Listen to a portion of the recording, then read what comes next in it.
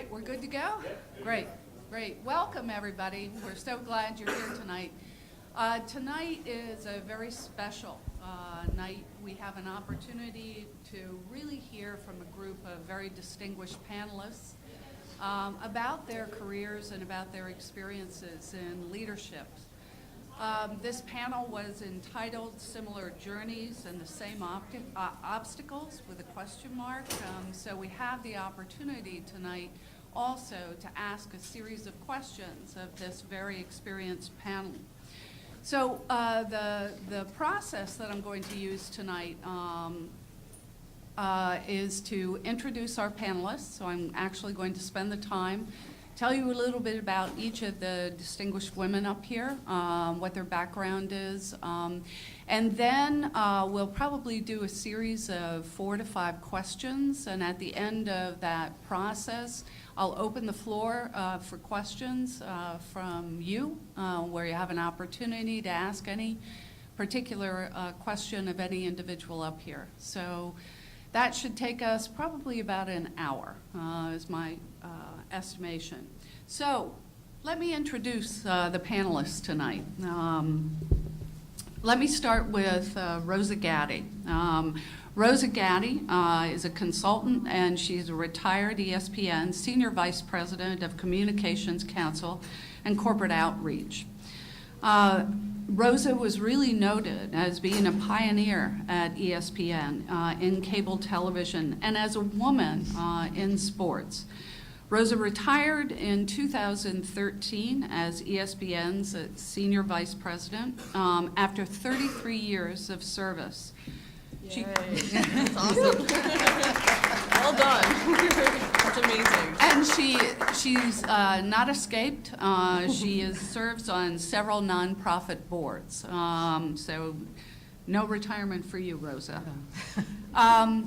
Gaddy joined ESPN in 1980 in its first year of operation as Director of Communications, and she really began to help grow the ESPN brand with her team through public and media relations strategies. During her tenure, she developed ESPN's global corporate outreach programs in corporate giving, volunteerism, and cause marketing, including multifaceted projects for the V Foundation for Cancer Research and some of the other major projects that ESPN sponsored. Prior to ESPN, Gaddy enjoyed a distinguished career as the first female sports information director at an NCAA major college, her alma mater, Villanova, not UNH, in 1974. Number 6 in the country. She became the Ivy League's first female sports information director when she was recruited by Brown University in 1976. Gaddy currently serves on UNH's Board of Governors and is a past executive in residence here at UNH. She's received numerous honors for her public and community relations efforts, including an honorary doctorate degree in business administration from the University of New Haven. So, proud of her. Thank you. Next person I'd like to introduce is Michelle Wilson. Michelle is right here. Michelle Wilson joined the WWE in February 2009 as Executive Vice President of Marketing and was elevated to Chief Marketing Officer in 2011. In 2013, Wilson was promoted to be Chief Revenue and Marketing Officer and serves in this role today. In this role, as the Chief Revenue and Marketing Officer for WWE, she oversees all of the company's revenue lines, including consumer products, sponsorship sales, pay-per-view, and new business development. Wilson also oversees marketing, corporate communications, creative services, entertainment relations, special events, research, and community relations. And I don't sleep. No, never sleep. Occasionally. And she's also in the process of spearheading the company's efforts to launch the WWE Network. So watch for her. Wilson has ushered in a new approach for WWE in sales and sponsorships and has worked to really secure some key partnerships with blue chip brands and companies including Post Foods, General Mills, Frito-Lay, Kraft Foods, General Motors, Mars, Colgate, Nestle, and 7-Eleven. She's also been instrumental in forging new partnerships with the Make-A-Wish Foundation, the Susan G. Komen, the 2014 Special Olympics U.S. Games, Special Olympics Connecticut, and Kaboom, and Hire Heroes USA. Prior to joining WWE, Wilson was the Chief Marketing Officer of the United States Tennis Association, where she was instrumental in making the U.S. Open the highest attended annual sporting event in the world. Wilson oversaw all the marketing efforts for the launch of the XFL Football League, a partnership between WWE and NBC. Did I get that right? Yes. Yes. Okay. She also held positions at the National Basketball Association and its domestic and international consumer products groups. Before her career in the sports industry, Wilson held brand management positions at Nabisco. Wilson is also a past executive in residence at UNH. She is a cum laude graduate of the University of Pennsylvania and holds an MBA from the Harvard Business School. Please welcome Michelle.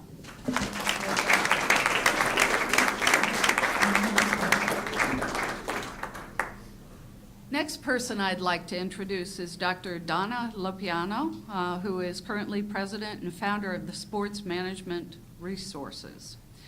SMR, as it's known, is a consulting firm that focuses on bringing the knowledge of experienced, expert former athletic directors to really assist scholastic and collegiate athletics departments in solving growth and development challenges.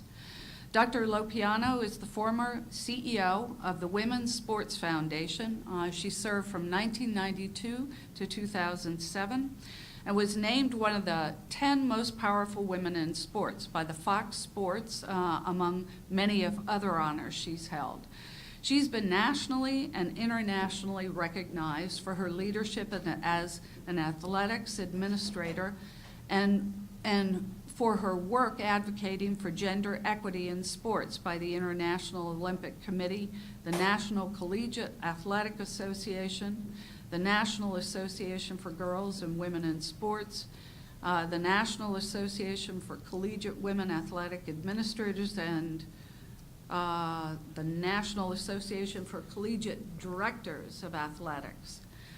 Dr. Lopiano also served for 18 years as the University of Texas at Austin's Director of Women's Athletics and is past president of the Association for Intercollegiate Athletics for Women.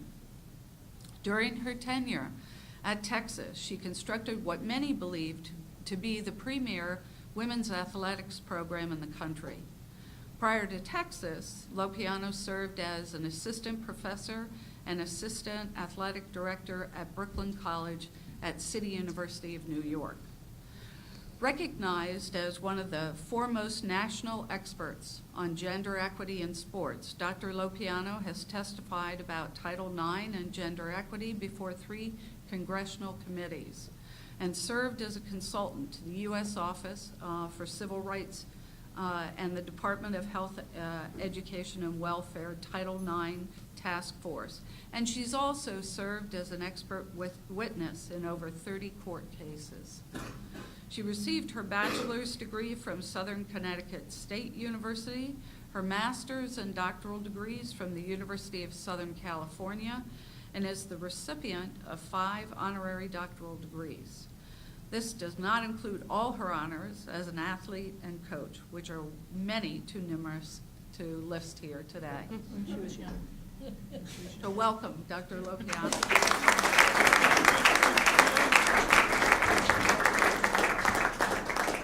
Our last guest tonight is Patricia Meiser.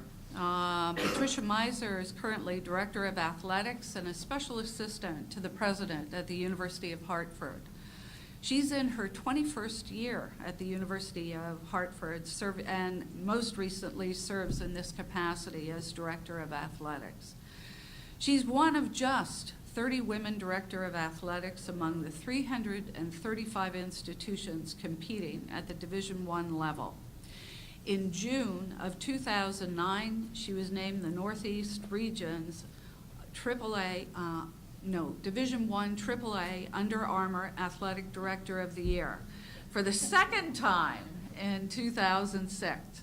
And in May of 1999, she was named one of the nation's top 50 women sports executives by Street and Smith Sports Business Journal. At Hartford, Miser heads a team that is responsible for growing the athletics and the academic quality of the program, enhancing revenue, and extending the program into the community. Under her leadership, the Hawks have won back-to-back American East Academic Cups in 2012 and 2013. The Academic Cup honors the top school in the league for the highest combined grade point average among all conference-sponsored sports. In addition, Miser is past chair of the Connecticut Convention and Sports Bureau and a present member of the CVSB Executive Board. In 2013, she was honored by the National Conference for Community and Justice with the Human Relations Award, while she also received the Connecticut Women's Educational and Legal Fund Award in 2012. Prior to joining the Hawks, Miser was the Associate Athletics Director for Administration and the Senior Women's Administrator at the University of Connecticut. During her 10 years at Connecticut, she played a pivotal role in the rejuvenation of the athletics program. Before arriving at Connecticut, Miser was the head women's basketball coach and a tenured faculty member at Penn State. Miser holds a bachelor's degree in health and physical education from Westchester University and a master's in education and an MBA in business administration from Penn State. She's a native of Lancaster, Pennsylvania. Yay, I'm from Pennsylvania. So am I. So am I. Yay, oh, here you go. That's so funny. And has 4 children. It's funny. And she also has 3 grandchildren, Lincoln, Lyle, Josephine, both of whom are 4, and Willem, who is 2 years old. Wow. So please welcome Patricia.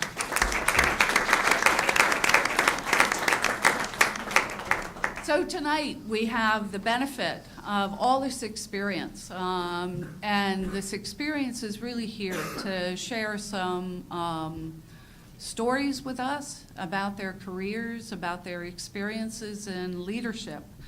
And with such a distinguished panel, I think what I'm going to do is start out with my first question for the panel, which is, what were some of the key factors that played a role in your success? So maybe we can start, Donna, with you. Think about that. Well, I think everyone attributes, well, I can't say that for all of you, but I think all of us would credit our parents with our value systems and our moral compass. I think one of the most difficult things to keep in this day and age of intercollegiate athletics in particular is a solid philosophy of educational sport, a moral compass about what is right and wrong. So I'd say moral compass number 1, work ethic number 2. I think to be successful, you really do outwork everyone else.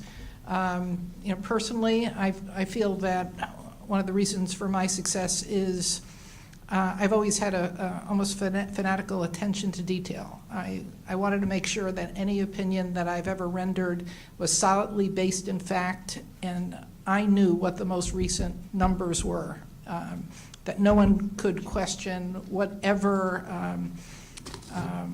position I took, that there was a solid research base. And in this day and age, when we live in this world of social media that values your opinion rather than your mastery of the facts, I think it's good to reflect on the importance of that. And I think, attention to detail, that excellence, really, the difference between good and great is attention to detail. Okay, thank you. Patricia, your thoughts? Thank you.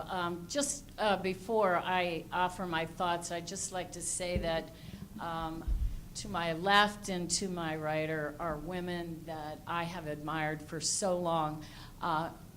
Donna Lopiano has led this country and I mean truly led this country, and whenever anyone asks, I say it's Dr. Lopiano, has led this country in the issue of equity and opportunities for women. So it's really special to be here beside her in this exercise today.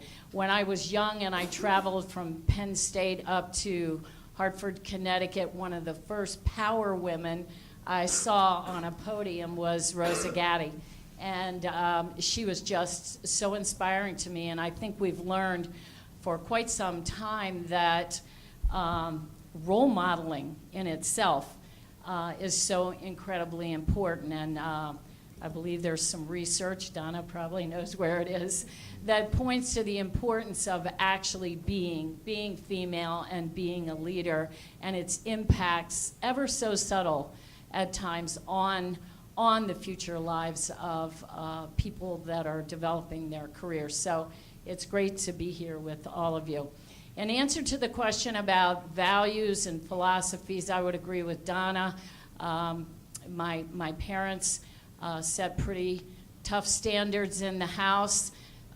There was no coach calling home to say that I was in trouble, but if there were, my father would have said, go take care of business. I expect you to do things the right way. And so parental leadership certainly was a factor. I would also say that along the way, making certain that you have the experiences, and they're not all pretty, and they're not all good, and they're not all fun. I, too, have spent many, many hours, stayed in my office through the night trying to tackle a task. But those experiences are the notches on your belt that give you a chance to be a little tough, a little understanding when something comes at you. So having a resume and experiences that give you the inner confidence to step into a position where you say, oh, I hope I can do this, I hope I can do this. Yes, you can do it if you have built that resume and had experiences. I would also say that the network is really important, at least in the intercollegiate athletic world. You need to build a network where people know that you work really hard, you're committed to the team, that you can be counted on. And when you start to develop that reputation, that you're positive, you're a bright light, you've got that smile going, when you build that reputation, it travels.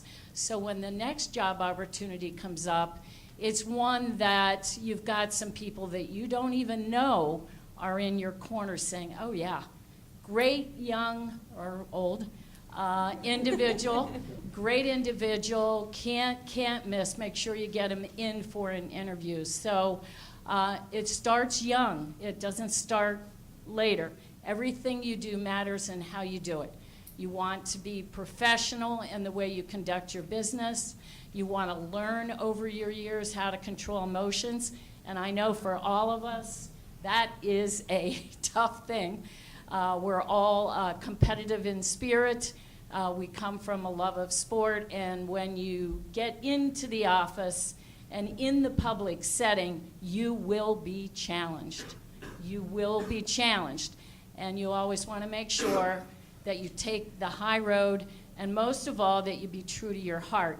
And I've heard Dr. Lopiano speak, and I know that the core of who she is about what's good and right in this world. And if you make decisions based on your gut and what you know is right, then you're not going to lose. You may not have that job because, unfortunately, someone above you may feel like, well, we're just going to cut the corner here and you're not interested in cutting the corner, that's okay. You will bounce and land on your feet someplace. So, anyway. Great, thank you, thank you. Rosa, tell us a little bit Ditto about Donna and ditto. some of the key factors. Growing up as a little girl in the Philadelphia era, we love our sports. But girls just didn't think about careers in sports at that time. Maybe you would be a basketball coach, but you didn't think about the business of sports and having that as a career. So I never dreamt of what I would become. I was a language major. But I love sports. And, you know, I think back when I was graduating from college, it was a very similar climate back in 1972. Sounds like the Middle Ages, right? But it was a similar climate, hard to get jobs. And I waitressed and worked in a department store. So those, how many of you are seniors?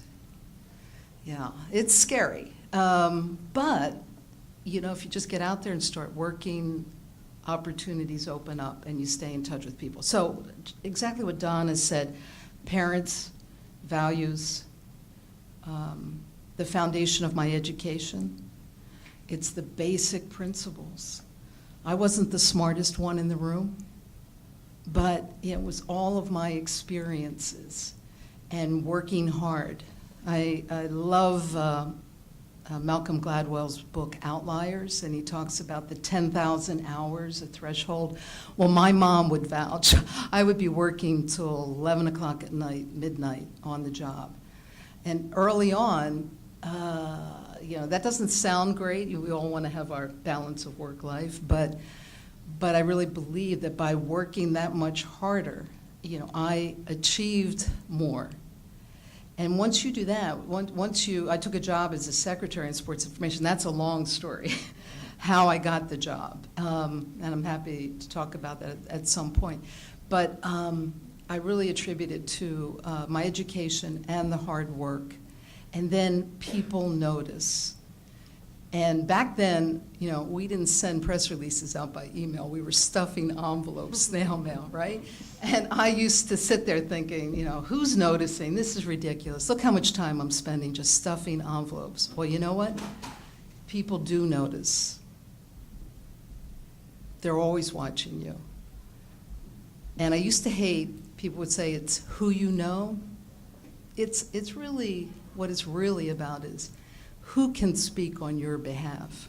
Who's going to make that phone call on your behalf and say, Linda, John, unbelievable.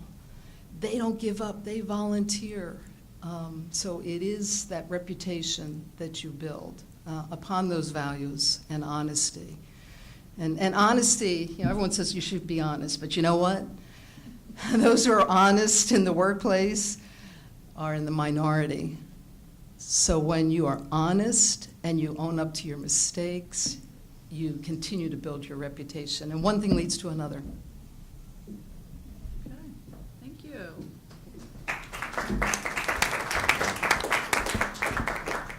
Great. So Keys to success. I am from Pennsylvania also, so Yeah. big-time Philadelphia sports fan as well. So, but a little bit of different background for myself. I actually grew up in a single-parent household and didn't always have the advantages that a lot of younger people may have had.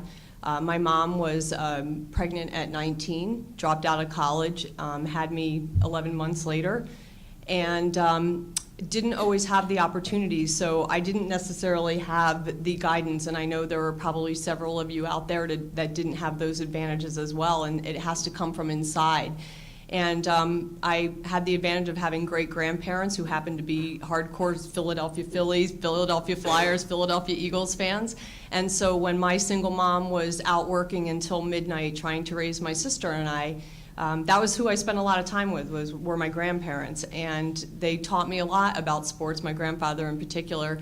And he always said to me, you know, maybe you can be a sportscaster someday. And I used to laugh and never again thought about having a career in sports.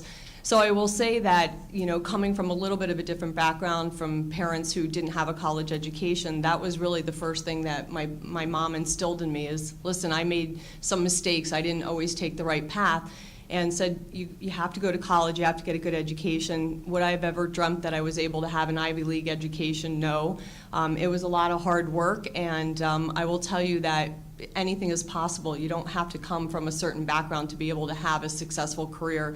Sometimes you don't always get the best parental guidance, but if within yourself you believe in what you want to do and what you have a passion for, I truly believe anybody has the potential to be successful. And again, I know you've heard it from these 3 other very successful women that along the way it's a lot of hard work.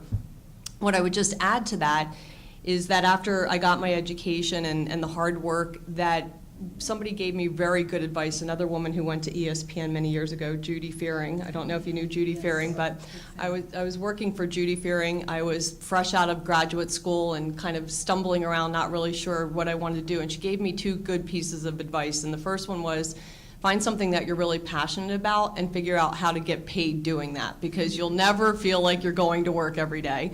And Judy's passion happened to be sports, and as was mine. And I thought, wow, if I can really figure out my way into that industry, it doesn't feel like work. And I can tell you, while the hours are long and the commitment and work-life balance can be challenging, if you do something you love, it really doesn't feel like work. And I can say that every day going to work for Vince McMahon is fun. It really is entertaining and a great experience. So I will say, just in terms of advice and what I think has made me successful beyond the working hard, is the willingness to take chances and not be afraid to fail. And I will tell you, every single job that I took in the sports world, I thought to myself, I don't know how I just got this job.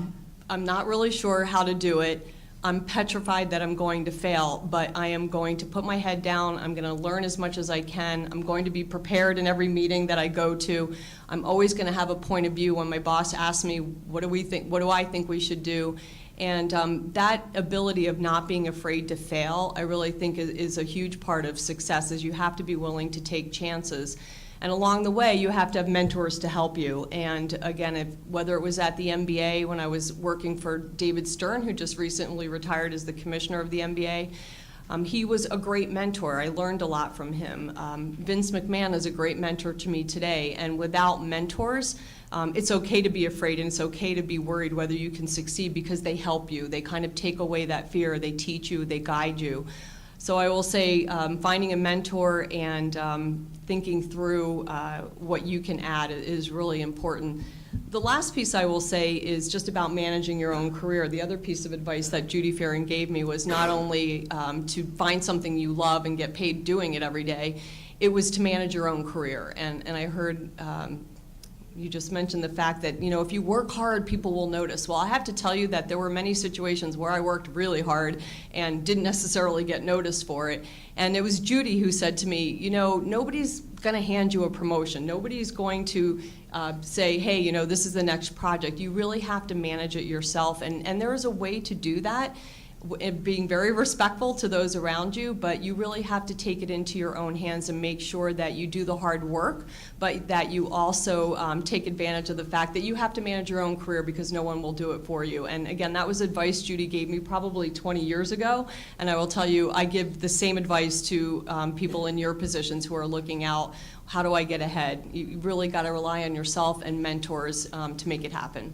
I just want to add on to that, Michelle. You're so right. I used to sit there and watch people getting promoted, and I'd say, how the heck did they get promoted and I didn't get promoted? And I learned that you do have to speak up. And I remember telling one of our presidents at ESPN that I could do some other things besides PR. And he said, really? Like what? And be prepared. Also, be careful what you ask for. Exactly. I said human resources was one area. And so 4 years later, he decided to give me human resources to oversee. And I was like, oh, no. That's a very tough position. Really? But you're right on. You can't just sit back and right, you have to speak up. Okay, so we talked a little bit about the early part of the career and asking what were some of the key factors that really played a role in success. It's everything from work ethic to parents to, professional behavior, taking the high road. But when you think back on your career, What challenges or obstacles did you really face, and how did you overcome them? I mean, in there's a thread here that people touched on, but I'd like you to address that specifically. What you thought were some of the obstacles and challenges that you really did face that had an impact on the early part of your career, and how you overcame them? Good answer. Start with Susan. First of all, I was very shy, and here I was in public relations. And what happened was I was offered a secretarial job, and I had no idea what sports PR was about, and it was fascinating, and I just developed this passion for it and loved it, and I became assistant. And then 2 years into it, my boss left in the middle of the football season, and I was the only other full-time person. And so here's the situation, to your question, the challenge. On one hand, because I was one of the few women in sports information, people would remember me when I would go to meetings, right? So there was an advantage. But the disadvantage was being taken seriously. And while that was the Middle Ages, it happens today. And so how you come across, how you present yourself, how do people perceive you is really critical. So there are defining moments in your career. I was friendly with all the other secretaries, assistants on campus, and I was hearing, even though I was working temporarily as the full-time sports information director for 2 months, I wasn't going to get the job. And my boss wasn't telling me that. And the secretary to the president said, "You should talk with Father President." I said, "Okay, sure." I was 24 years old. I didn't even think about protocol. I didn't even tell my boss that I was going to see the president of the university. That's a big no-no. He wasn't very happy after this little meeting. But when I was talking with this Augustinian priest, and he said, "Well, what are you here for, Rose?" I said, "Well, Father, I've been doing this job, but do you think I will get it?" And he said, "No, I don't think so." And I said, "Thank you, Father, for being honest with me." He was the first one to be honest with me. But it was as if it were an out-of-body experience, like someone took over. I say I was guided. But I think where it came from was that fairness, the values, and conviction that I wasn't being treated fairly. And I said, "Father, why not?" And he said, "Well, some of the coaches are concerned about a woman traveling with the team, the locker room, so on and so forth." And by the way, this was the time. And I said, "Well, Father, most of the coaches are very happy. I'm getting all this publicity." And he said, "Well, there's one coach that's very concerned." And then he said, I said, "Well, if most of the coaches are happy with me." He said, "Well, we're concerned about the media. The media might write negatively about Villanova, having to deal with a woman." And guess what? That was a concern at that time. But I was working with the media, getting stories. So I said, "Father, if the media wrote negatively about Villanova, I would be the first to resign." Not till years later did I realize I was negotiating. I didn't even know I was negotiating. It was really fairness and conviction. And he overruled the athletic director, and I got the position. Otherwise, I'd be a French interpreter somewhere. Great. But so that was the challenge, and I think it exists today, is really people accepting you for who you are. Great, thanks, Rosa. Michelle, how about you? So rather than the personal challenge, because I will say I am appreciative of all the women on this panel. I probably came a couple years after them, and they really paved the way for people of my generation to come in and have a career in sports, and I'm appreciative of that because that wasn't always the case, so thank you for that. I'll talk a little bit more about business challenges because I think it's interesting in many positions that I had. that I encounter every time, and that is the challenge conventional wisdom or challenging traditional thinking. And I spent 8 years in the tennis world. And tennis, for those of you who are tennis fans, very traditional sport, very much about rules. You know, tennis whites at Wimbledon. I played tennis in high school and in college, and but didn't really know the politics of tennis. And I will tell you that I spent 8 years in that world challenging tradition. And I think that was a good lesson. I was up against tradition every step of the way. So again, some practical examples. We wanted to institute instant replay in tennis, and the traditionalists were like, blasphemy, like instant replay in tennis? Are you kidding me? That's what line judges are for. Those line judges won't have jobs anymore. We wanted to change the color of the court to blue. That was my idea. It was a marketing idea. But there was also technical reasons. And again, everybody threw their hands up. Is she crazy? Why would you change the courts to blue? And now if you guys look at tennis courts around the U.S., most of them are blue and green. Things like music playing in the stadium. How dare you? It's tennis. Shh, it's supposed to be quiet. Nobody's supposed to talk. And I think the ability to kind of respect tradition, but challenge it in a way with facts and figures. Again, it goes back to, why? And I would tell them, great, I will respect tradition, but there's a reason why we'll do this. We need to move the sport forward. We need to bring younger generation into watching tennis. They like music. They like instant replay. They like social media. They don't want everything to be quiet. We had cheering in between breaks, etc. But there's a way to do that, and I find that by challenging tradition, while it's not easy, ultimately when you deliver results and it helps grow the business, it's really been something that I've seen to be a great thing. And now kind of fast forward into my career now, I was talking to some of you in the front row. In the world of WWE, it's quite the opposite. It's not the tradition in the sense of the world that tennis, but it's still business. And in the last 4 years, I've spent many late nights working with Vince McMahon directly on how do we launch a WWE network. And again, Rosie, you'll appreciate this being at ESPN for so many years. A lot of people say, no, you can't do that. Nobody's launching networks anymore. And no, you can't do this. And no, that's not the way it's done.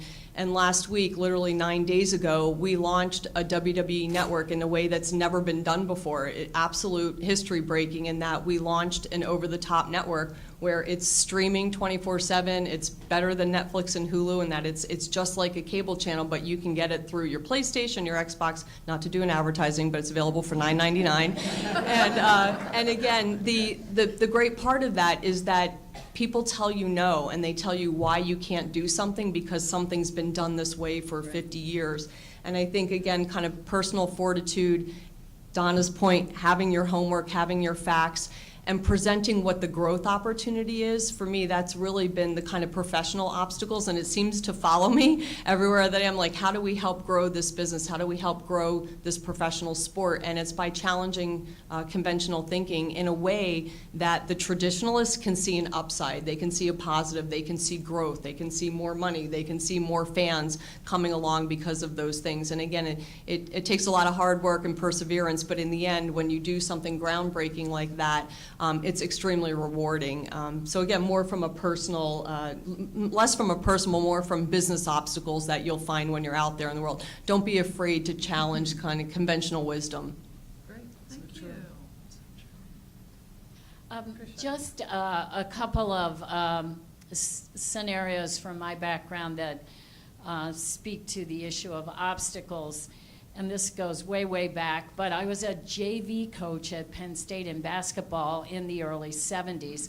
Title IX had been introduced, and we had till 1978 to get in compliance at Penn State. And so at that time, there were 13 women head coaches. 4 of them, when our dean told us we were moving into scholarships for women, 4 of them said, nope, not going to do it. I don't want to be in that business. They had very negative feelings about recruiting. I, of course, said, please consider me. I believe that that's a great opportunity for young women. And so in 1974, I was named the head coach and gave the first women's basketball scholarship. And my point to you is, look for the openings. Look for the openings that might be available, and if it means you step up and say, I think I can help you out here, I can do this, I would like to do this, give me a chance, you may be surprised at what you hear back. But keep your ears and eyes open to those opportunities. I'd also like to share with you, I think, a story, it's very personal, but it, to me, speaks so much to who I am today and the strength I have as a leader and as a woman. I was the head women's basketball coach at Penn State, and lo and behold, little ones running around, but lo and behold, found myself in the middle of a divorce. And once I was able to catch my breath and step back and think calmly about where I wanted to go and what I wanted to do, the big question was, how can I do this? Is it right to even think I could continue to do this? And I would say yes to that now. But what I did was, I did resign as the head coach in 1980 at Penn State. I had a top 20 women's basketball program. And what I did was I started to prepare myself for the next career. And what I found after I interviewed, I'd gotten my MBA, I had interviewed with Stanley Works, Texas Instruments, Exxon, IBM.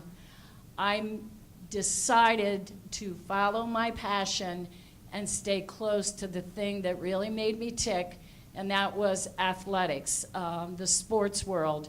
And what I want you to know there is that there are so many different ways, if you have that in your heart, there are so many different ways that you can be a part of the sports world today.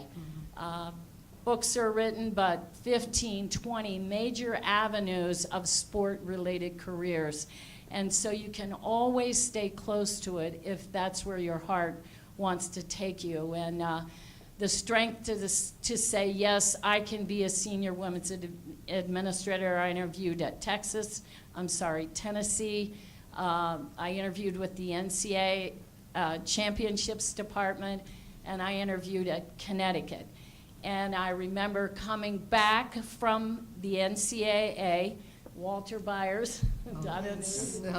Walter Byers was the executive director, and I leaned my head against the side of the plane, and I think tears rolled down my face for the entire trip because I said, well, I can't do championships at the NCAA because my little kids need me more, but maybe there's another place. And so I had irons in the fire and ended up taking the SWA's position at Connecticut, which was just a great place for me to be able to raise my kids as a single mom and have my career, and it's been great. But it was clearly an obstacle in every sense of the word. So no matter what comes your way, step back, take deep breaths, talk to people, consult, think, and when you get free of some of that emotion, then you'll see things will open up in terms of ideas and opportunities.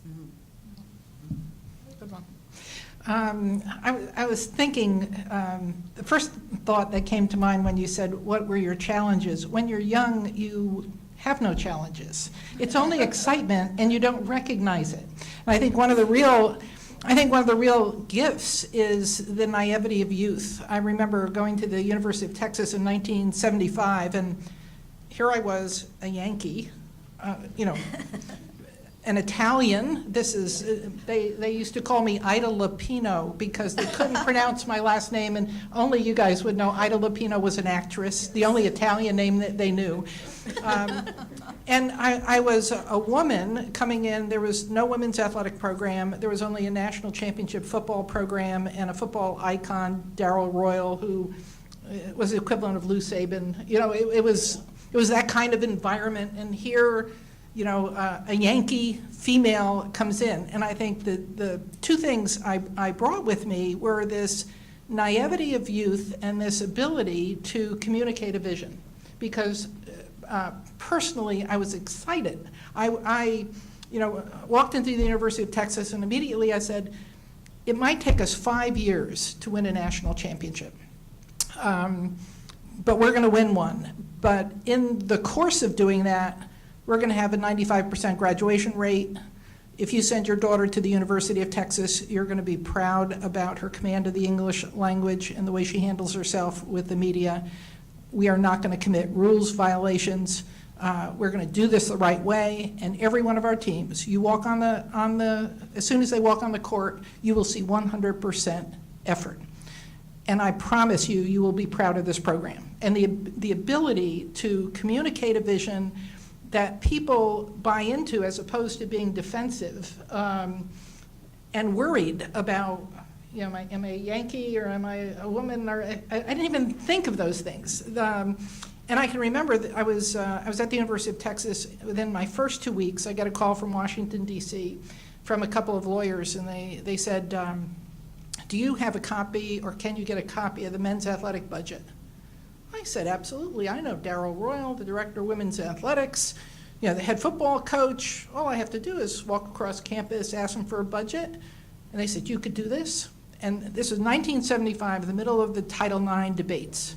I said, absolutely. I walked across campus. I said, Darryl, can I have a copy of your budget? He says, absolutely. Asked my secretary, Betty. Went to get the budget from Betty. There were no fax machines. There were no emails. It took a while to get this done.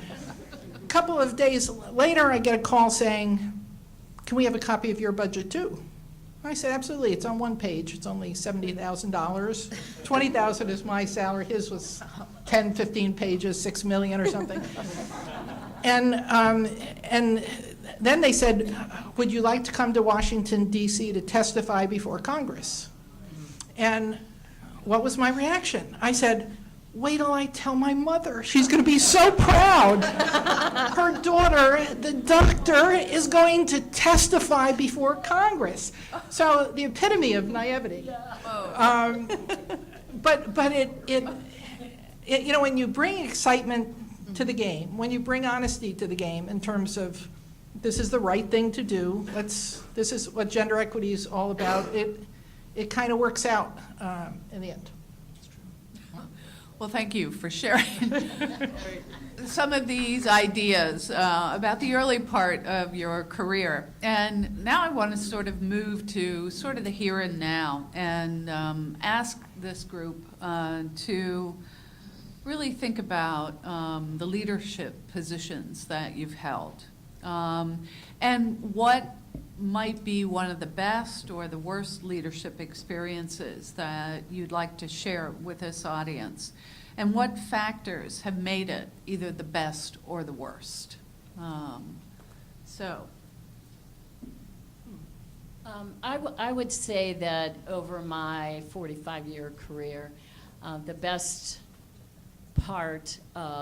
one of the best parts is having a chance to run the University of Hartford's athletic program. And the challenges, I've thought a lot about this in the last couple of months since I've announced my retirement this July. And what I've come to understand is that the competitive soul in me is the same. I can't even count the number of individuals who have said, do you miss coaching? Do you miss coaching? I say only the last 2 minutes in a tight game. Other than that, no. And then I respond also by saying that I have 18 teams, and having a chance to really grow a program, and I know Donna has done that at Texas in fabulous ways. But having a chance to be creative, to work hard, to motivate individuals, to help launch careers, and quite frankly, I've had to fire coaches. That's not easy, but I've always believed in every action that I've taken, something good will come from it. And whether it's counseling someone to leave the business because I know their heart's not in it, they're not doing well, whether it's having a very serious discussion with a student athlete. Many, many doors closed meetings with student athletes and individuals who are struggling for a variety of reasons, having a chance to maybe change their lives a little bit and move them in a direction that's more positive for them. So the big scene of developing a program and growing a program, very proud when I was at Connecticut, we went from the bottom of the Big East to the top. I know how that happened, and I believe that that enabled me to go over to the University of Hartford and set a standard and strive in big ways as well as small ways to change lives and really allow the athletic program to be the front porch of the university in positive ways. I'm an educator at heart. I always said the day that that stopped, I would no longer be in college athletics if I didn't believe that the real work I was doing was about education. And the good news is 45 years later, I've held true to that and have continued to feel that way. It's just another classroom with different teachers, but the challenges and the experiences of the competitive experience really lend themselves to future success, and I still believe that. So just leave you with that. Thank you. Two answers. One, if you have a choice to go to an organization, always pick the one that's underdeveloped, that's a diamond in the rough. Never go to one that's up there already that you have to maintain and live with people that other people hired. The real gift of my first AD job was there was nothing there. So you have a blank slate and everything is possible within your image. You don't get that chance very often. When I went to the Women's Sports Foundation, it was a relatively small, $900,000 nonprofit with 3 employees. Had that chance again, and realized that I was not a maintainer; I was a grower, and that was an important thing for me in terms of job choice. Then the other thing that struck me in terms of what are the toughest assignments you've ever had, every committee I've ever chaired has been tough. Whenever you're asked to lead a group of people to aggregate opinion and to come out with a positive outcome and to make everybody feel that they are contributing, and you always have a stick in the mud someone on that committee, that to me has always challenged me. But I love to do it because I think it's a phenomenally interesting thing about people. So do you put that in the category of the worst? I think, all these experiences are difficult, but it's like anything else. All of you have played sports. I want to be in the game, bottom of the 7th inning, bases loaded, and I want to strike out the side. And so it's you don't perceive it as difficult. It's this great challenge that only you can do. Okay, great. Michelle, Yep. how about you? Well, I'll talk about leadership challenges that I've experienced, and I don't know how many of you remember the XFL, or any of you ever even heard of the XFL. Great, because that was a great failure. And I will say that as a leader, you learn the most about yourself during failure. And that was a very hyped up opportunity. Vince McMahon, WWF at the time, Dick Ebersol, who was a sports icon at NBC, decided to get together and launch this football league. And I was busy working at the NBA, had a great job at the NBA, solid professional sports organization, and I got a phone call about this opportunity for the XFL and to really come and build that entire organization. And it was the best job I ever had in my career, and I can still say to this day it was the best experience I ever had in terms of building and creating an entire professional sports league and shutting it down all within 13 months. But what I will tell you is that, I was responsible single-handedly working with Vince, bringing on partners like Champion and Nike, and at the time Under Armour. I met Kevin Plank, who is the CEO and founder of Under Armour. Most of you know that brand. I met Kevin Plank. He drove into the WWF headquarters at the time, asked me to meet him in the parking lot, opened up his trunk and showed me this Under Armour gear and said, nobody will take this, will your football players wear it? And, you know, you fast forward and I think through that, I was like, wow, I remember that like it was yesterday. And Kevin Plank now is obviously a very successful businessman, and Under Armour is a global brand. But at the time, I was responsible for bringing on business partners to say, hey, be part of this XFL. I was responsible for hiring hundreds of people to leave jobs that they had at the NBA, at the NFL, at Major League Baseball, giving up what they were doing to come work for us at the XFL.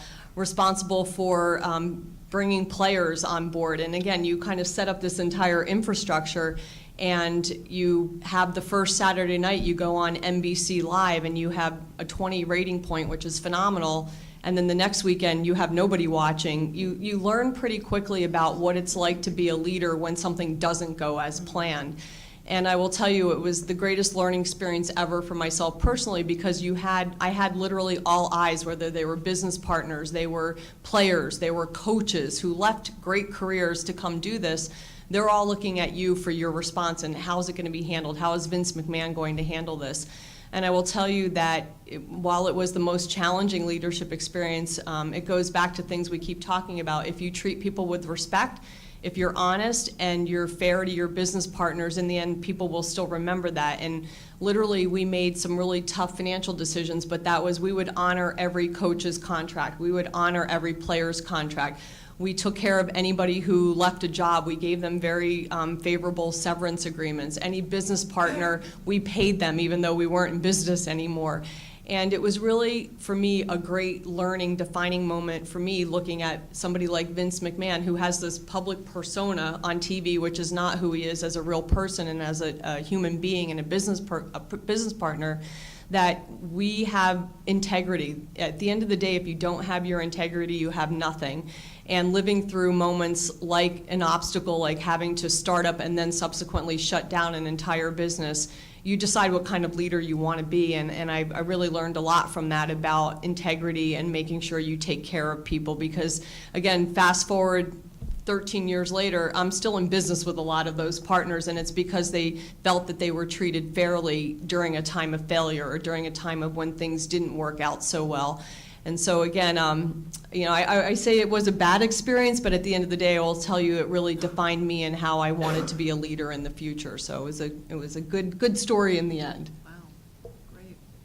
Rosa, your thoughts? That is a great story. And in fact, that makes me think that you can't be a great leader without making mistakes.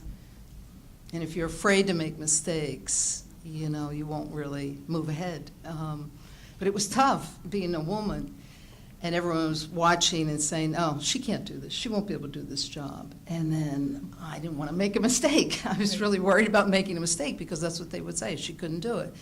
And so I had to learn to admit my mistakes. And it's very difficult. I mean, you probably face that every day, right? And it's very difficult. But when you do admit mistake, it's very empowering. So 2 things on leadership. One, I was very much a consensus leader, and I think, I'm going to stereotype here, but women tended to do that. Like, you walked into environments that might have been military style with a dictator at the top, but as a woman, I wanted to get everybody together, and we will all figure this out and move forward, right? And so they loved me. They really loved me. But then, as the years went on, and we did the 360 surveys, and you get your feedback, from your direct reports and your peers, I was too much consensus. And they wanted me to be more decisive.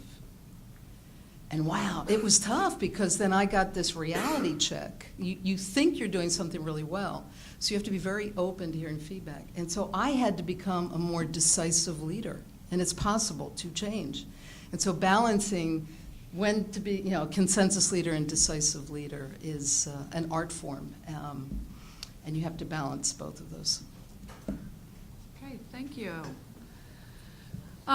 Before we move into asking this group to think about the future and some recommendations they might make, I'd like to ask the question about reflecting on your impact and the different roles that you've really held.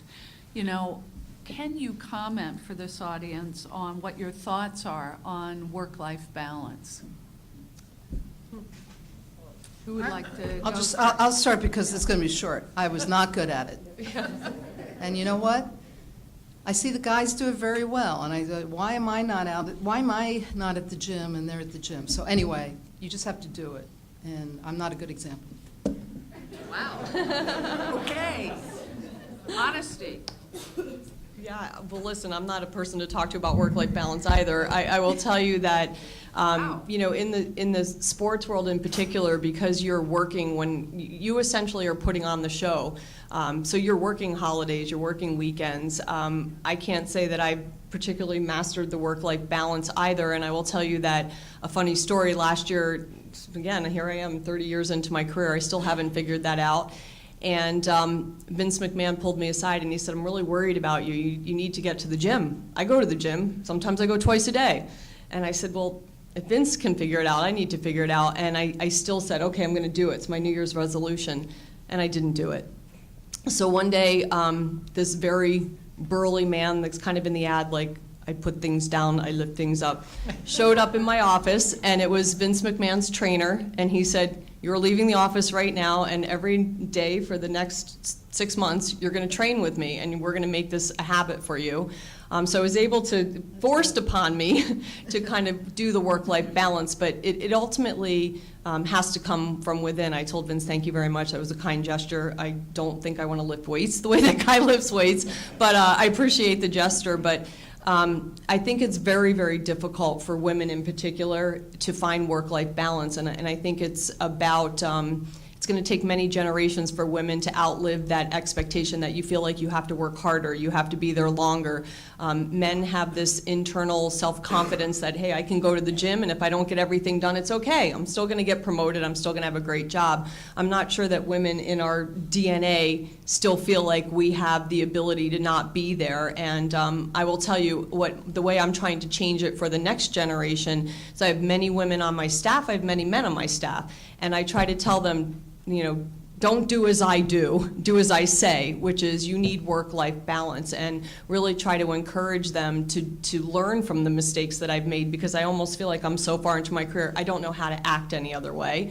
But I really try to encourage them to, we've had classes for exercise, discounts on memberships, making sure I go by and check, okay, at 6 o'clock you said you were going to leave. I need you to shut down and go home and go do something fun. So I'm really trying to teach the people who work for me now not to make the same mistakes I made, because after 20 years of doing it, it is kind of a hard habit to break. And I encourage that, because I think ultimately what I've learned is those who work for me who are happy and have that work-life balance ultimately are more productive and great employees along the way. But I can't say I've actually figured it out either. Right, and I see that younger generation, the young people, women and men at ESPN do have that confidence, and I think they want more, you know, out of life. So you have to figure it out. Life is too short. Agreed. And figure it out. I would just say I'm not one that can speak to great work-life balance. Even There's a theme here. even though I've written articles about it, but I can say that in my own department, with the average age of somewhere probably around 30 to 35, that we really have done things differently, and I think it's attributable to the fact that I'm a mom and a grandmom now, and that is that when we can be casual in our business, we really encourage family engagement, and that seems to help retaining staff when you can create an environment. If we're working 7 days a week, right through the core of an academic year. That is just ridiculous. One of my staff said to me a couple of years ago, do you realize we worked 28 straight days? And it was just awful, and we were exhausted, and we were barking at each other. And at the end of the day, if you don't have that work-life balance, your productivity, in every part of your life is not going to be very good. So I'm hoping that in time, leadership will figure out how to engage families, partners, and loved ones in and around the business of sport, because it's fun, and we need to be a part of the fun as well. Interesting. Maybe Donna has the secret. Maybe not. No, I was immediately struck by who invented it and made it seem like it was a moment in time. To me, work-life balance is over a lifetime. And if you want to be good or great at something, at some moment in time, you make sacrifices and you put in the 10,000 hours. You want to be a great pitcher? Do you want to be a great athlete, a great artist, a great whatever? If that is your individual aspiration, at some point, nothing else is going to exist. And it has to do with your personal aspiration. Now, when you're in charge of a whole group of people who may not aspire to what you're aspiring to, that's key, that you don't impose your aspirations on others. You have to then make judgments about other people, and this is very important. How do I it's like putting a team together as a coach. There are some kids you can't ever yell at.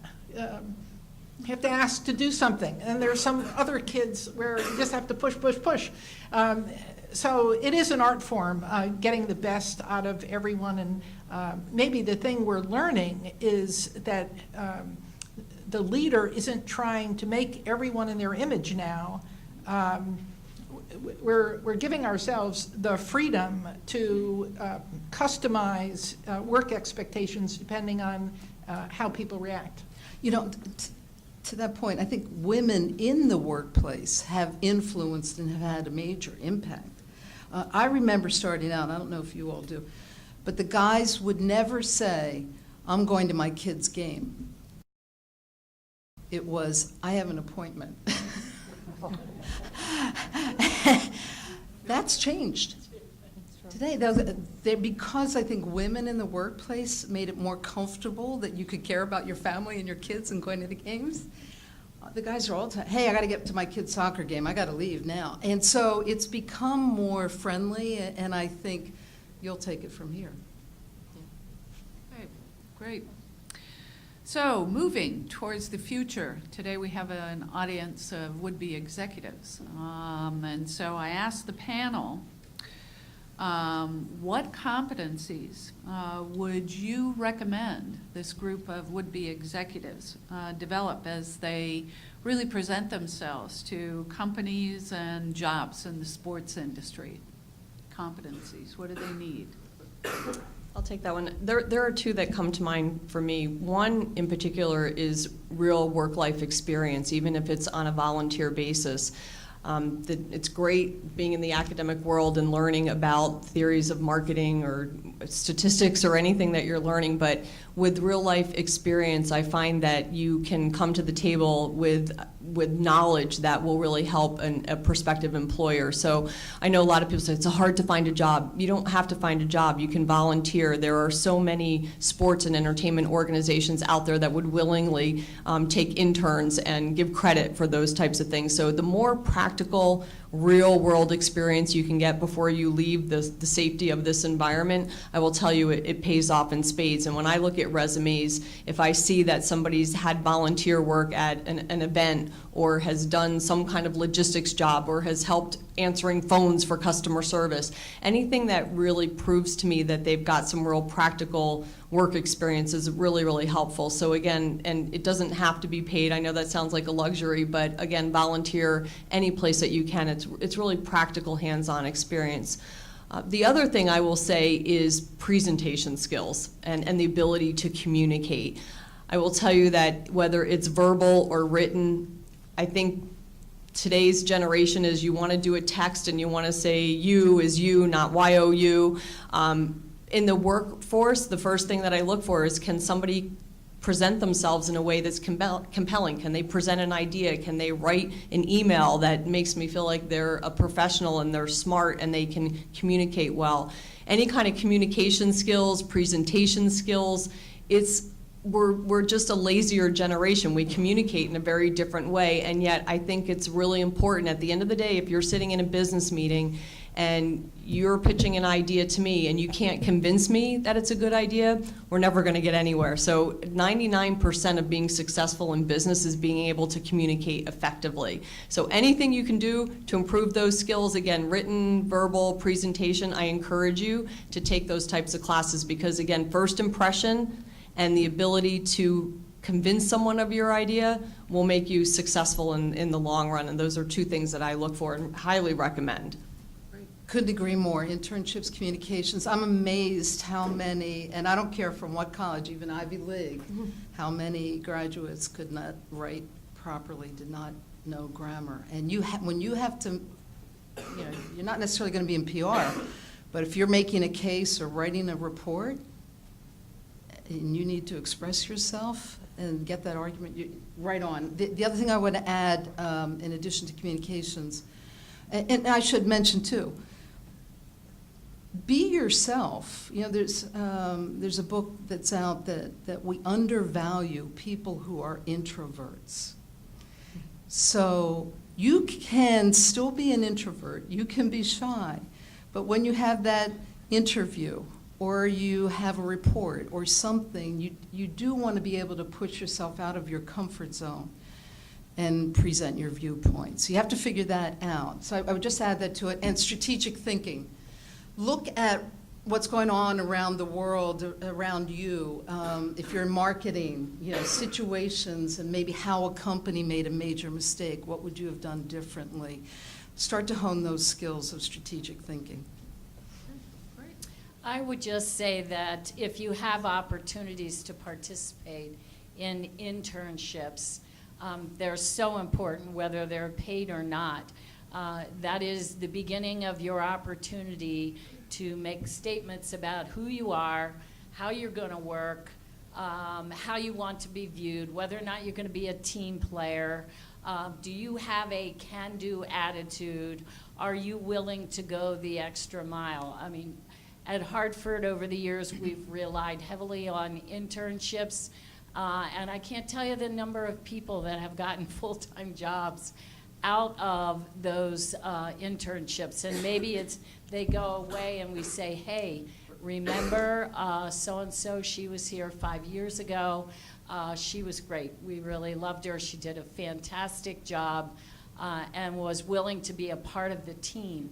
It doesn't matter where you go or what you do, you're not going to be alone in your work. You're going to have people to your right and to your left to get tasks accomplished. And so being able to work, lead, sit back at times, but drive home issues and tasks in a way that speaks well to your company and your job opportunities will really bode well for you. So can-do attitude is really important. I may not understand that, but I want to try. Give me a shot. That kind of an attitude is critical. One of the mentors I had early on, who was my PhD advisor, said to me, I am going to help you, and you just have to be willing to work. I'm going to get you on committees in the profession so that the people who will give you your next job will know who you are. And so I always say to people, starting in the business, get into professional organizations, volunteer for every single committee, try to get on the committee with, who's the chair? The chair is a bigwig name. And you want to do everything for that bigwig name that you possibly can so that they are saying about you, tremendous communicator, great critical thinker, great strategic mind. But that's what this networking thing is. It is volunteering so that someone who is already trusted in the business can attest to your quality. Everyone I've ever hired, if I were going to hire you, I would say to you, work for somebody I know and trust, because I'm not going to hire you blind, and I'm not going to hire on a piece of paper. First thing I do when I look at resumes, and when I was at Connecticut, I shared every search that we had in the department over 11 years. And one of the first things I do is flip to the back and see where they've worked and who is recommending them. And then I never go to those people to ask them, can you tell us a little bit about that individual? You go to individuals that have worked side by side with them versus someone who's on that list. Not that you don't have a good list, but you want to create a network that will speak to your skills and your talent level and your commitment to a professional career. Because maybe there'll be a time when someone might take a chance on you, and it's going to be your job to prove that they took a good chance and that you're a valid candidate. Anybody else? Anything to add?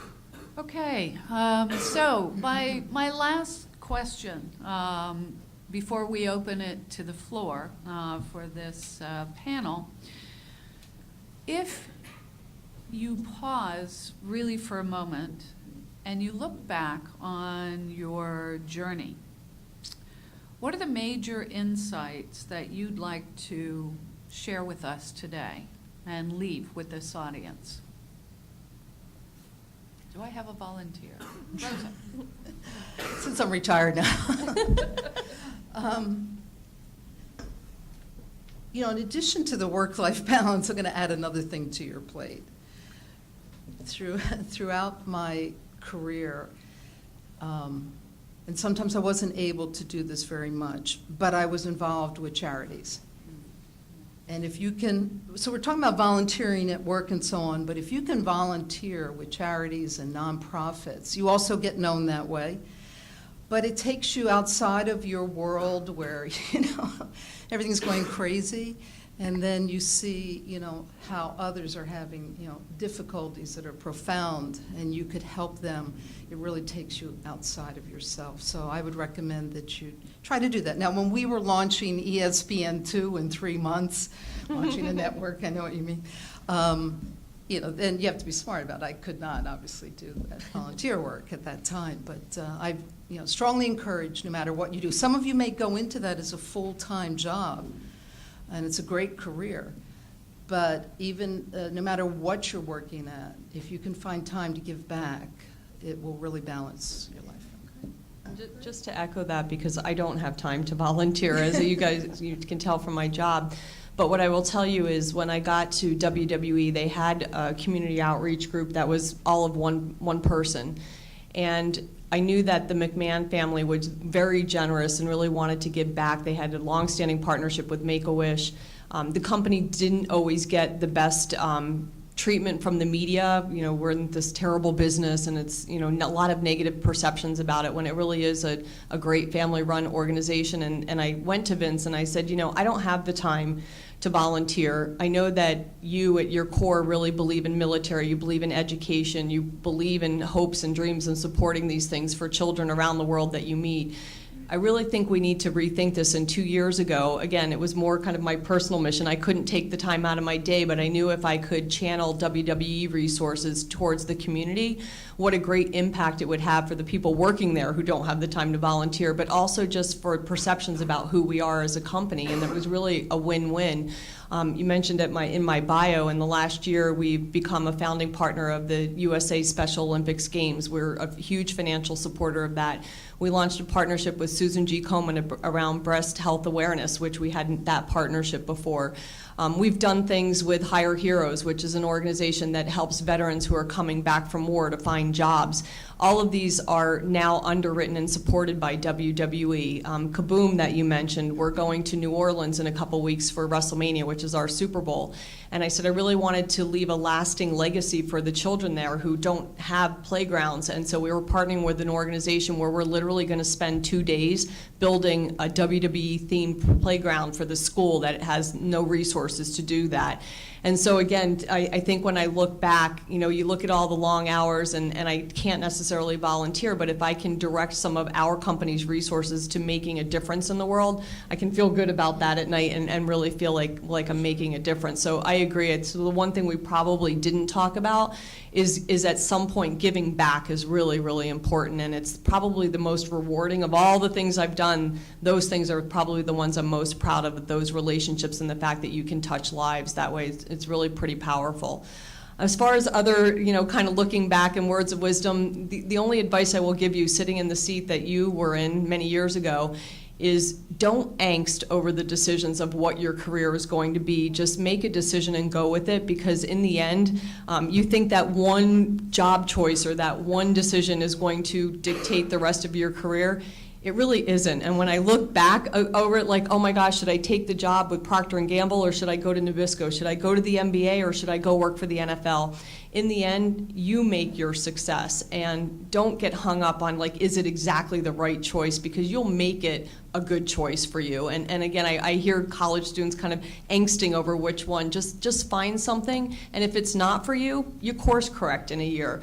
I've had many things that didn't work out and many things that worked out really well. In the end, I can tell you, if I look back, I would have never imagined the path that I took, becoming a chemical engineer to a marketer to a sports marketer. I would never guess in a million years that I would be where I am today. So don't overthink it. Just go with your gut, do a little bit of homework, and then course correct along the way. I would just support that. I think that's a great term. I've never heard that before, course correct. But you're going to find that there are going to be things that you're going to experience or take on as jobs that just aren't going to work for you. And it's okay to make certain that you maximize where you are as you begin to look for your next step and learn from where you've been. I've always personally felt that you have your greatest opportunities to learn about yourself, to challenge yourself when things aren't perfect. And there is no one sitting here that has had a perfect path. We've had disappointments and challenges and days when we thought we weren't going to get up the next day because we worked so hard. But at the end of the day, you will land in the right place, and just keep faith in yourself and value the experiences that are not exactly what you thought they were going to be as you course correct. Just to echo what everybody else said, but I think giving, getting into the habit of giving on a very personal level is important. If you can look at everybody you meet and look at them and say, how can I help you? As a first thought. Pat and I haven't seen each other, for I don't know how long. And she says, I'm going into retirement. She's talking about her home and everything else. I'll help you with your condo decision. But if you can get into that habit of looking to how you can help every individual, whether it's an employee, a student you met for the first time, the little 7th grader that sends you an email saying, I'm doing my 7th grade project, tell me all you know about Title IX. You say yes. You absolutely say yes, and you do it. And that leads to a very unselfish career. You sleep well at night. You're always feeling good because you're giving. And I always say this to young people. Don't be so selfish that you won't share your best work product and ideas. Everybody thinks, well, if I give it to you, well, then you're going to take it and run, and somehow I'm going to lose something. But no one can ever do it as well as you can do it. And the generosity of giving really, really pays off down the line. That's true. Good point. Great way to end. So a round of applause for our panel.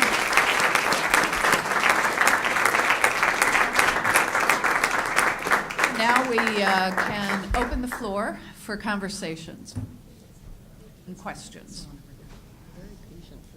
Hi, I am Khadija, and I'm faculty in the College of Business. Actually, I had the I'd like to thank you first for being so authentic and for sharing so insightful stories. I'm sure the audience has been impressed with those stories and has been also impressed with the honesty and the integrity level. I am now very much interested in knowing your opinions about the future of women in sports here in the U.S. and at international level. Thank you.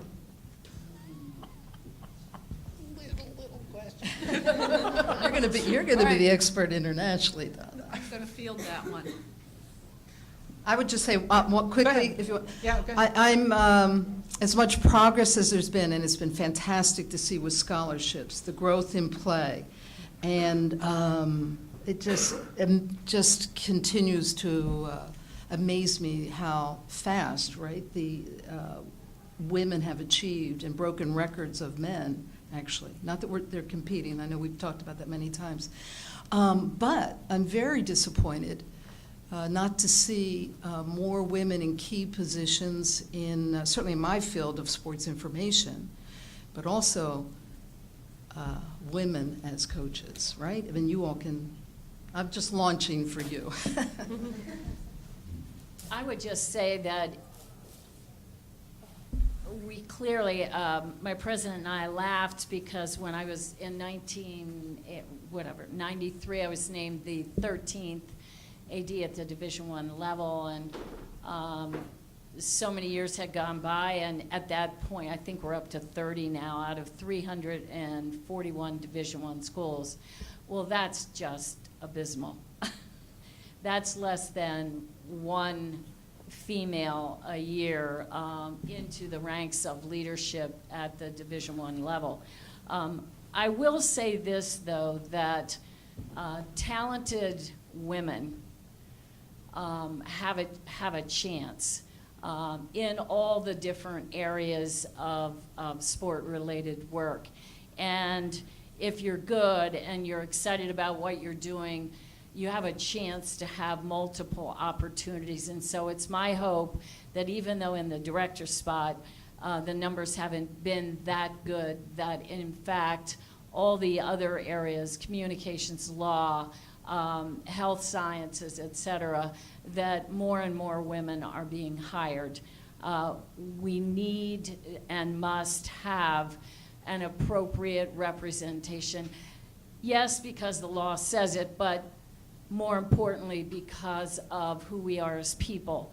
And I feel the same way about diversity in our ranks, not just the gender issue, but broad diversity in our leadership positions across the board. Hear, hear, and by the way, hear, hear to UNH and Debbie Chin back over there, right? Yeah. You know, I wish I had a more positive vision of the future. When you look at the participation in advances of Title IX over the last 45 years, no question, we've gotten to the point of 42% of all high school athletes are female, 43% of all college athletes are female, but the gaps are 7% at the high school level, and it's 6 and 8, there's like 15% at the college level. And where the real issue is in positions of power. Sport is still the last bastion of male power, and every decision-making position is dominated by men. 80% of all coaches are men. When you look at sports editors in the United States, in terms of newspapers, you look at 94% of all sports editors are male, 92% white male. When you look at athletic directors, you're looking at 80 to 82% of all athletic directors are men. And I don't care what the position is, the more powerful the position, the more higher paying the position, whether it's in the International Olympic Committee or FIFA or any of the sport federations or the USOC, we are so far away from feminist thinking in the sport arena. It is very, very sad. It's going to take your generation of men and women who have grown up competing with each other and respecting each other, then assuming positions of power to share power. there is no willingness to share that power right now. Evidence, look at the Olympic Games, ski jumping. I mean, how long did this take? Yeah. And you look at that and say, what is going on here that it took almost 12 years? You look at what we went through with ESPN in terms of the extreme sports and equity of salary and things like that. So there's much work to be done. And the situation in other countries, we're so far ahead of other countries in terms of Title IX. When you look at the Middle East and just being a woman in the Middle East, they're still not playing sports, period, or being allowed to play in this world we accept for granted. So a lot to be done, Yeah, and just to add to that, because I probably am the one that comes from more of a professional sports organization, which I will say that I'm probably a little more optimistic because I come at it from their businesses, and at the end of the day, I think the mentality has changed. I don't think it's overnight. I still will find myself that plenty of times I look around the room and I'm the only female in the room. I happen not to notice it. I don't know if other people do. I just don't pay attention to that. What I will say is that it's going to take a lot of women like yourselves who are in the audience to keep forging forward. When I look at my organization, however, at lower levels, I will tell you that I'm seeing more and more women moving up in the ranks, and I think it's going to take time. But I will tell you that in my world, it's about who's the most competent, who is the most skilled, who is the most talented. It's not necessarily about gender. So I'm encouraged in terms of what I see at the lower levels and the gender balance. What I will say is that this is not just a female issue. I will say there are a lot of men sitting out there.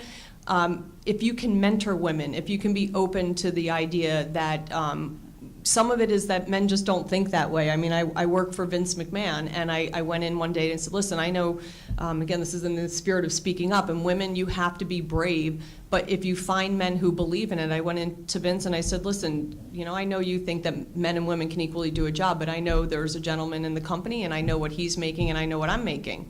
So let me ask you, do you think I'm 80% less valuable than him? And he said, he looked at me and he paused. No, in fact, you're more valuable than he is. I said, great, then it would be awesome if I could be compensated that way. And you know what? 2 weeks later, he made an adjustment.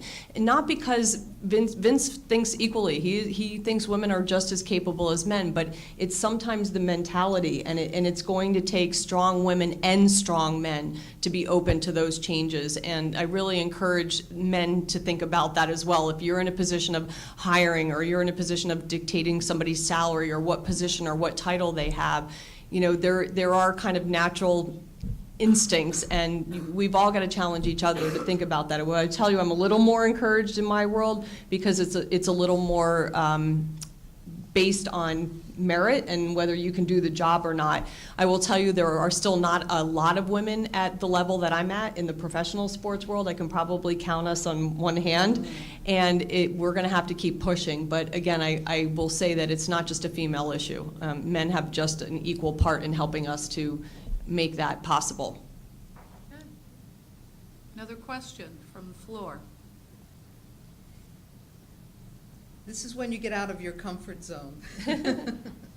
Although I have to say, you've been very patient. Yeah, and just one addition to that. This is about, what do you want the world to be like for your daughter or your wife? When it comes to, guys who are used to advantage and power, deciding whether or not they want to help women.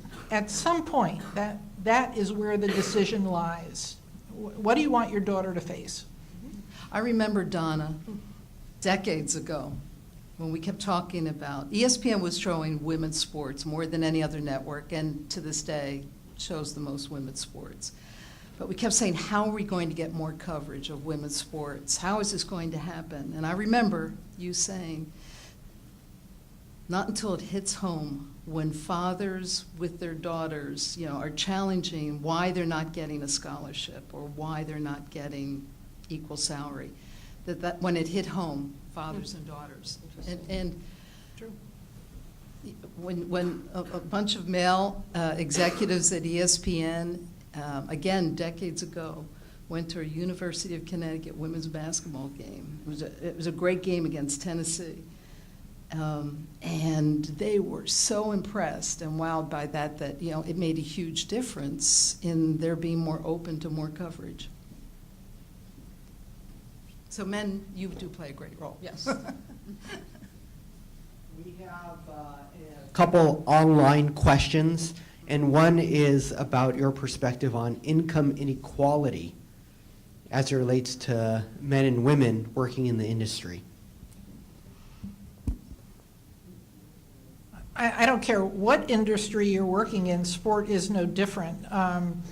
Income inequality is a function of job segregation.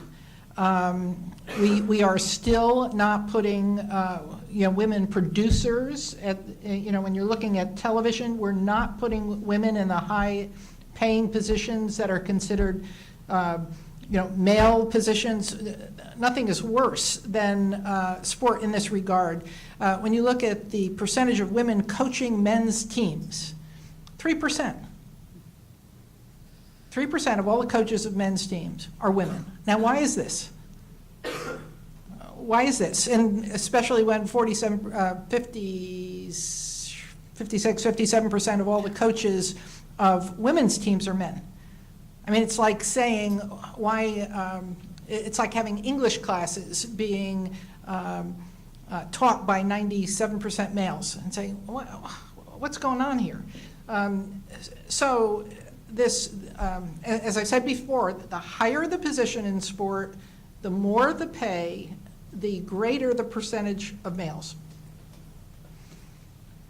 And it's discrimination. You want to put a label on it, it's discrimination. Another question over here. That's all right.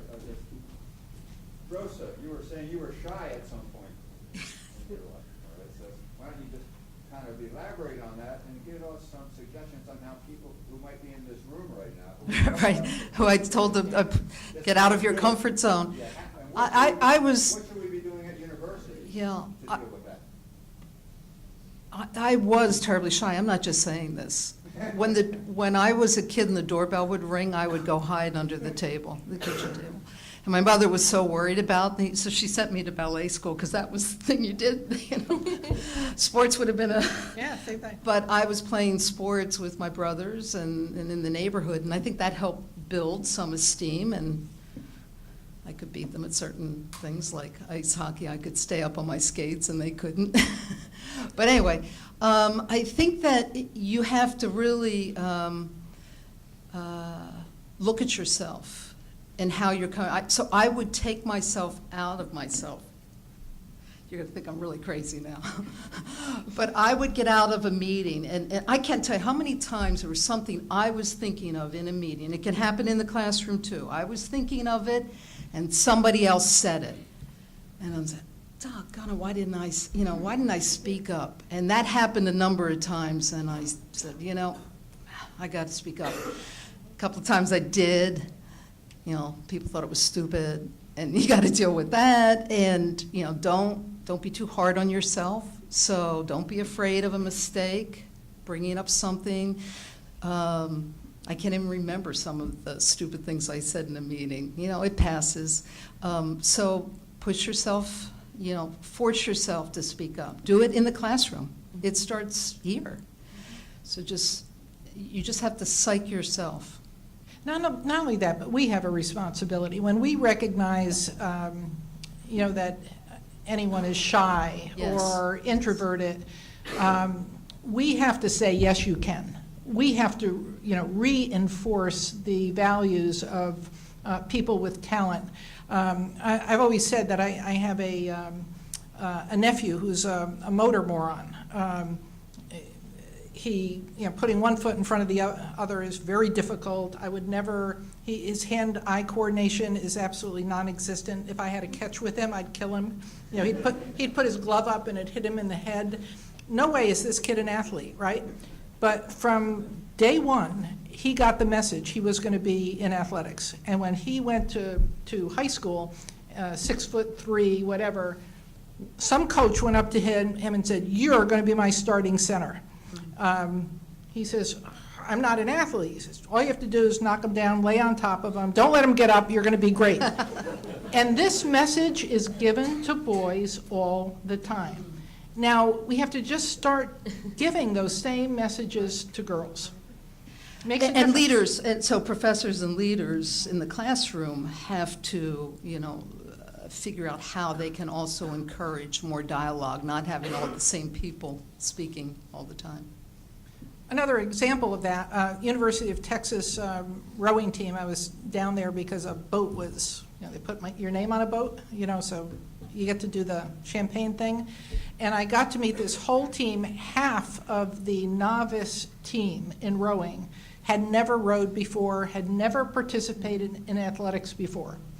And I said to these kids, I said, you mean you didn't play sports in high school? You didn't do whatever? How did you get to play? And what the head rowing coach did was to take a boat, put it on a sawhorse in the middle of campus, sit there with a clipboard, look at every woman coming past, say, you're going to be a rower. Come over here. I'll see you at 3 o'clock. And but it's always worked for boys. We have to start doing that for women. True. Yeah. So the message here is, to some degree, don't be afraid. Don't be afraid to say what you're thinking. Don't be afraid to try something new, and don't be afraid to fail. All really key messages that the panel leaves with us today. Do we have any other questions? We have one more.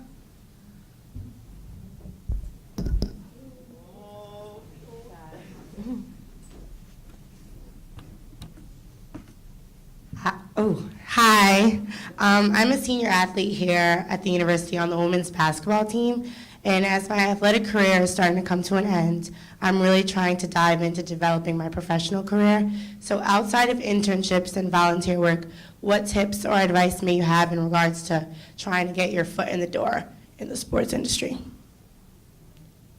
Oh, my name is Ayana, by the way. With no one else. I actually think it's more difficult for athletes because of the time you're spending playing your sport, right? And you might not be able to get those internships, except perhaps in the summer. That sometimes I have found that it's more challenging for athletes because they don't have those internships on their resume. I don't know if others agree with this. Yeah, absolutely. And so I think that you very quickly do want to try to fit in how you can work with someone, whether it's on a project or work in a press box at a game or, talk with people in the athletic department. It's not 6 degrees of separation, it's more like 3 degrees of separation. Somebody, it's your professors in sports management, so on, can help advise you on what might be out there where you can take steps toward your goal. I'm a great believer in staying in school, too, especially if you are an athlete, as Rosa says. Look for a graduate assistantship to help you pay for your master's degree. It'll allow you time to make up for lost internship time, lost volunteer time, lost committee time. Once you leave, once you leave school, you get used to an income. It's very hard to go back. I say stay in school as long as you can, and even though this work-life experience is important, you can get it while you're a grad assistant. That's a low-paying job. It's a job, though. Right. So I encourage athletes to stay in Good school if advice. they possibly can. Get more degrees. The only thing I would add, again, because I hire so many interns and athletes who are straight out of school, I will tell you that what gets my attention is those who kind of take risks. Again, we talk about don't be afraid. And I will give you an example. I get a lot of emails. People can figure out the email at WWE. They guess it and they'll email you. What I will tell you is I'm most struck by those who have persistence and kind of say, hey, they weren't afraid to email me. I'm a chief revenue officer. I work for Vince McMahon. They send me an email and they said, listen, I went to your HR department, but I really want to just shoot you a note. I'm just looking for somebody to help me. And that gets me every time. And the reason it goes back to what Donna was saying, if there's something that's most rewarding to me is opening the door for somebody who's sitting in the seat that you're sitting in. And I'll give you an example. I had somebody email me, she's a junior, I think, right now, a local university, not here, and she said, listen, I'm a lifelong tennis fan. You knew my mom 20 years ago. I really want to go work in tennis. Can you help me? And she sent me this great heartfelt email. She attached her resume. I'm really busy, but I looked down, I thought, you know what? If I take 10 minutes out of my day, I know 10 people at the USTA that work at the US Open. I'm going to forward the resume, I'm going to pick up the phone, and she emailed me today and said, I don't know how to thank you, I just got hired for an internship for the US Open. And so I will tell you, don't always just reach out to the HR people, don't always just reach out to the mid-level or junior people, be gutsy. And because I will tell you, it's people at our level that feel like they want to give back and they want to help. So don't be afraid to kind of take a chance and say, I didn't know, I forgot the woman I knew 20 years ago. I remember her now, and now I say, oh, it's her daughter. You feel like you want to help people, give them a chance, and it's just another way to get in the door, and it's going to take work.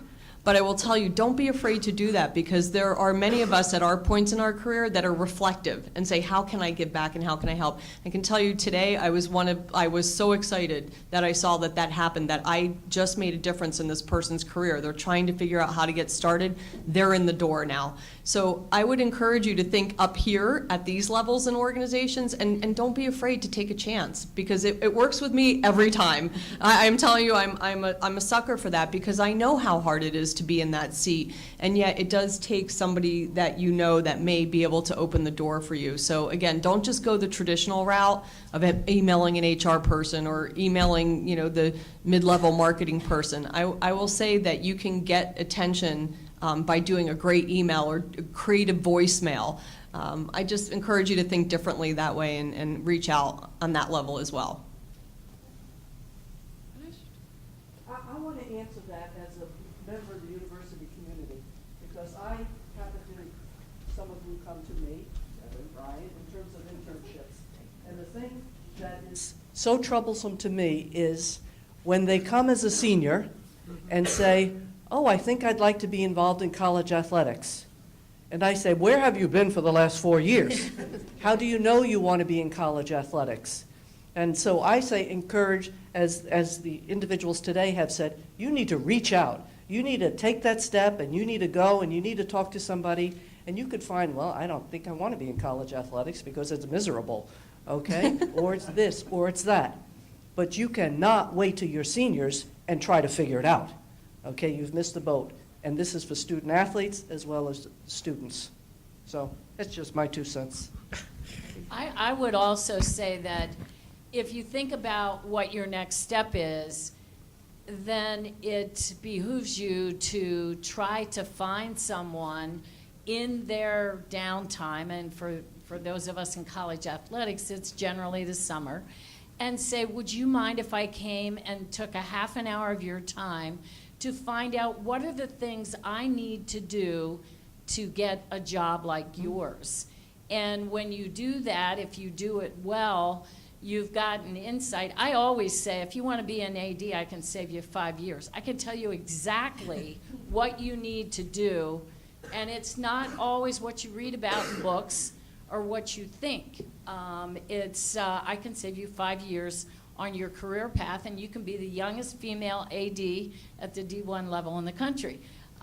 So look at where you want to go next, and then see if you can professionally grab a half an hour of that individual's time just to explore what it takes to do the job they're doing. They'll be flattered, they'll want to share, and that person becomes a connection in your network.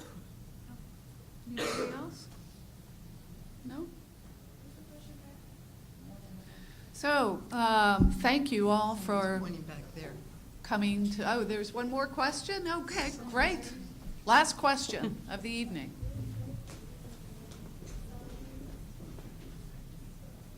Hi, my name is Annika. I'm one of the freshmen here at UNH on the women's volleyball team. I just had a question. So I'm a mechanical engineering major, so it's primarily like a guy's field as well. What have you guys found is a way to kind of stand out over the guys, like when it's predominantly a guy's kind of like area? Just That's great. work hard, get results, and show them that you're serious, really serious about what you're doing. And I used to make a mistake often, just in the hallway of the company. People walk by, hey, how's it going? I'd say, oh, great. I'm busy. I'm really busy. And I kept saying this. I thought, oh, wow, that's not good. Say something really substantive. Say, hey, did you read about, now I don't know mechanical engineering, but did you read about that stadium and the issue that they had in XYZ? Bring something substantive to the conversation and really engage in communication and always be a team player.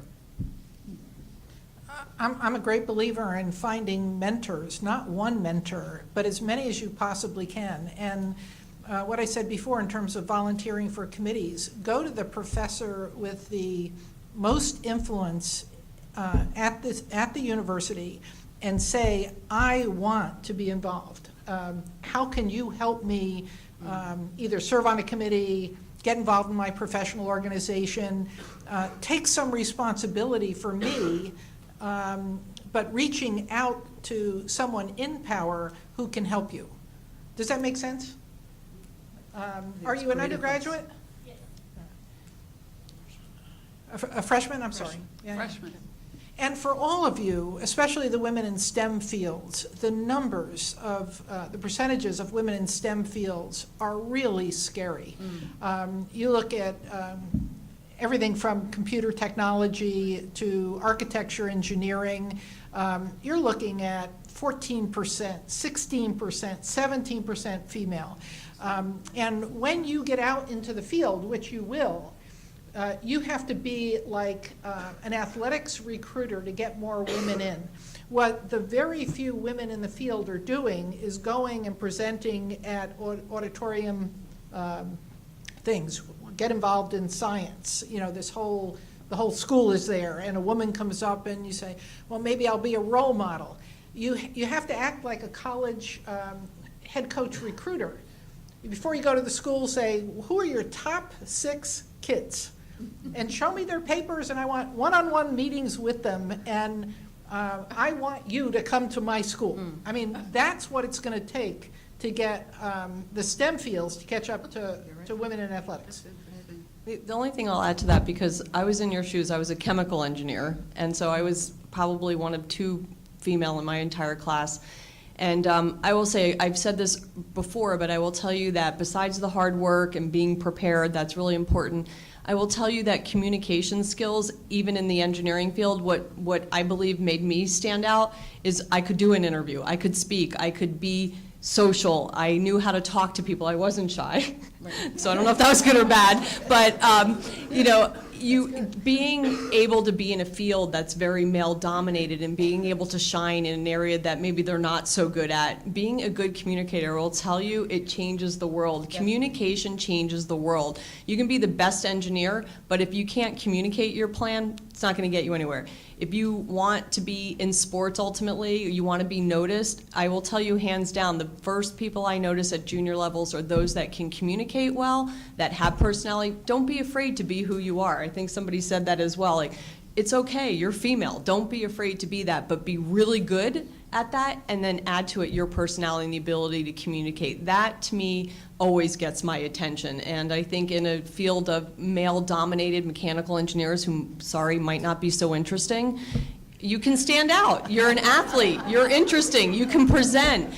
I think you can really put yourself together as a very much a package that stands out above and beyond. So again, I go back to communication really will make a difference. But it's relationship building too. Exactly, It is. exactly. And relationship building starts with finding out what that person is interested in. And you would know this in mechanical engineering where we wouldn't know it up here. But I know it in the world of sport. If I'm in an all-male field and I want to start a relationship with somebody, my first question is, what sport do you play? Which one do you like? And have him start talking about himself. Right. And then it works from there. So to engage the mechanical engineer you want to get on your side who doesn't care a stitch about women, and doesn't want to be involved with you, if you can figure out what his specialty is, what he loves and he's passionate about, and begin that relationship building, then he'll become an advocate and a mentor. That's so true. I dealt with so many guys who didn't want me to be there. And behind my back, they were saying, she's not going to last. And you know what I did? I made it a point to really, get to know them and talk with them and reach out to them. People want to be around positive people and people who are, interested in you. So if you take all those steps that Donna's talking about, and you become that team player with a positive attitude, you'll have no problem. Okay, it's been a great evening. So I'd like to thank the panelists tonight on behalf of the College of Business, and particularly the Department of Sports Management who put this together, all the people who worked to organize this and publicize this. We've had a great time this evening, so let's give our panelists a round of applause.